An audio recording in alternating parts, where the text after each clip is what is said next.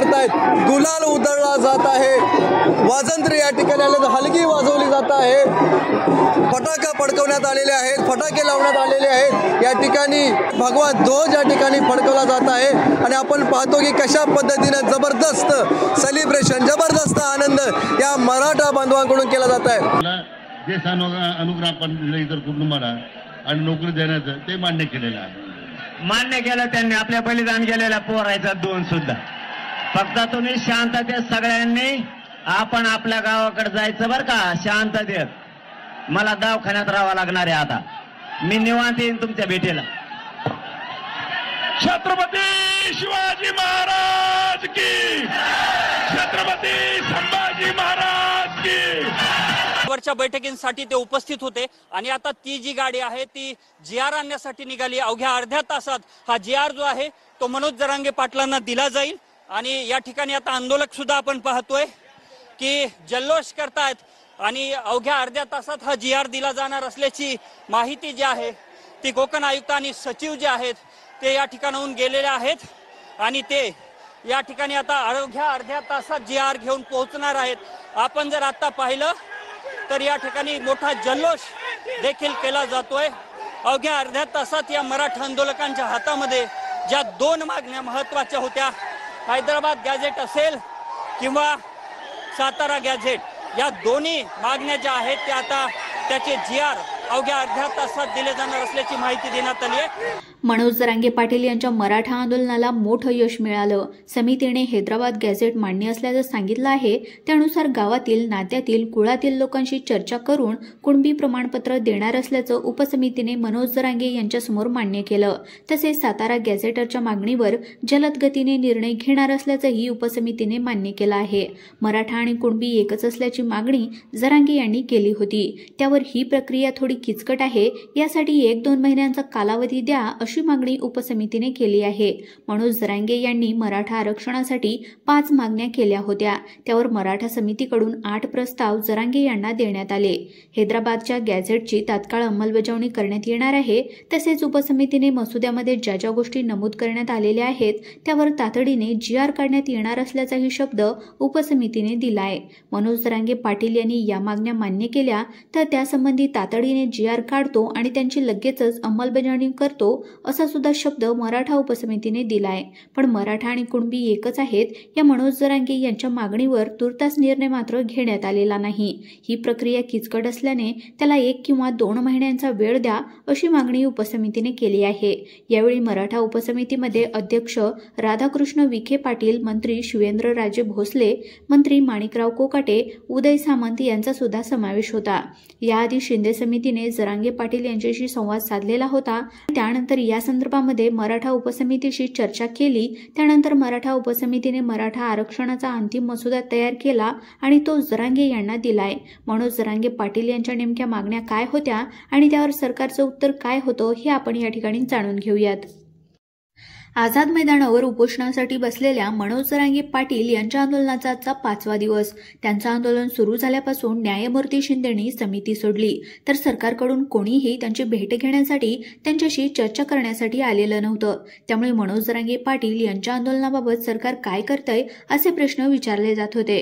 पण मंगळवारी सकाळपासूनच मराठा आरक्षणासाठी स्थापन झालेल्या मंत्रिमंडळ उपसमितीची बैठक सुरू होती। दुपारी ही बैठक संपली, मग उपसमितीतले काही अधिकारी या उपसमितीने तयार केलेला मसुदा घेऊन आझाद मैदानावर पोहोचले अशा बातम्या आल्या होत्या।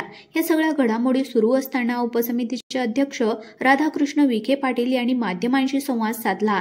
तेव्हा विखे पाटलांनी ते स्वतः, उपसमितीचे सदस्य शिवेंद्रराजे भोसले आणि इतर काही सदस्य मनोज जरांगे पाटील यांची भेट घेण्यासाठी आझाद मैदानावर जातोय असं सांगितलं।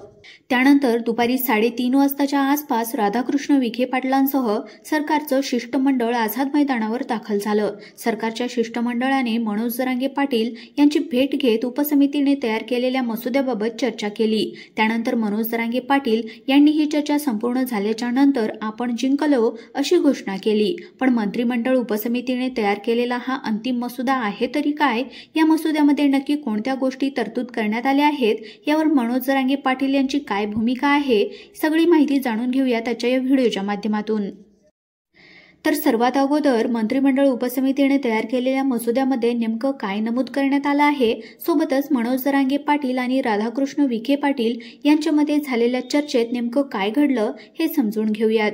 तर यामध्ये पहिला मुद्दा होता तो हैदराबाद गॅझेटियरचा।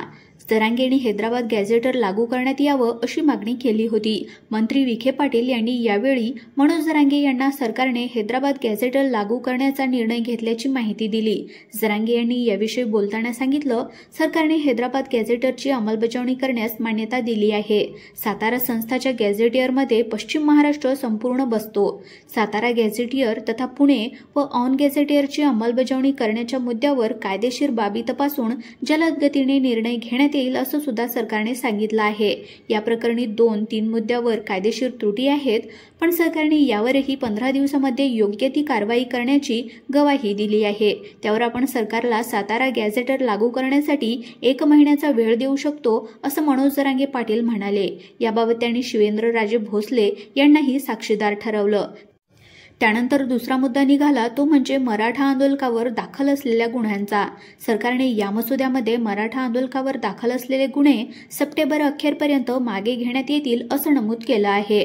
तिसरी गोष्ट म्हणजे मराठा आरक्षण आंदोलनात बलिदान देणाऱ्यांच्या वारसांना आतापर्यंत 15 कोटी रुपयांची मदत केली। उर्वरित वारसांना आठवडाभरामध्ये आर्थिक मदत खात्यावर जमा केली जाईल असंही मसुद्यामध्ये नमूद असल्याचं मनोज जरांगे पाटील यांनी सांगितलं आहे। त्यानंतर विषय निघाला तो बलिदान देणाऱ्यांचा, कुटुंबियांचा। तेव्हा मसुदा वारसांना परिवहन महामंडळामध्ये नोकरी देण्यात येईल असं सुद्धा नमूद करण्यात आलं आहे। पण मनोज जरांगे पाटील यांनी वारसांना शैक्षणिक पात्रतेनुसार नोकरी देण्यात यावी अशी मागणी केली आहे। एखादा मुलगा जास्त शिकला असेल तर तो एसटी मध्ये ड्रायव्हर म्हणून काम कसं करेल?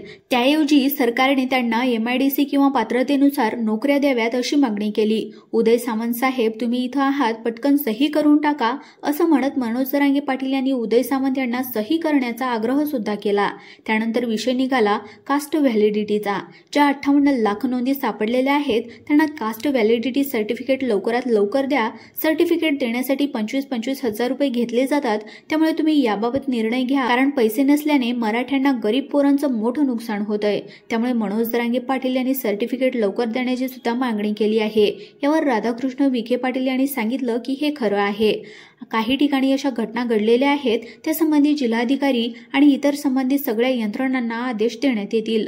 यावर मनोज जरांगे यांनी 8 महिने झाले कास्ट व्हॅलिडिटी भेटली नाही म्हणून विद्यार्थ्यांच्या प्रवेशाची अडचण झाली हा मुद्दा पुन्हा उपस्थित केला, तेव्हा त्यावर तोडगा काढण्याचं आश्वासन त्यांना देण्यात आलं।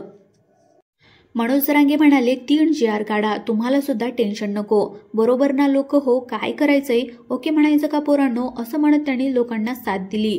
त्यानंतर राधाकृष्ण विखे पाटील मनोज जरांगे पाटलांना उद्देशून म्हणाले, तुमचा विजय झालाय, त्यावर GR झाल्याच्या नंतर विजय होणार आहे।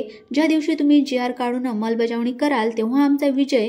हे सगळं झाल्याच्या नंतर एकदा तुम्ही GR आणि अंमलबजावणी केली की पोरं आमची नाचत नाचत बाहेर जाणार। GR आणून द्या म्हणजे आम्ही सगळे लोक सज्ज झालो तुमच्या सरकारच्या स्वागतासाठी। पोरांनो, मंत्री महोदयांना वाटा लावा असं मनोज जरांगे पाटील यांनी जाहीर केलं। यानंतर पाटील पाटील अशी घोषणा आझाद मैदानावर दिल्या गेल्या आणि मनोज जरांगे पाटील यांनी तुमच्या ताकदीवर आपण जिंकलो असं जाहीर केलं। पण आता GR हातात आल्याच्या नंतर आम्ही गुलाल उधळणार, मंत्र्यांच्या हाताने उपोषण सोडणार असं मनोज जरांगे पाटील यांनी जाहीर केलं आहे।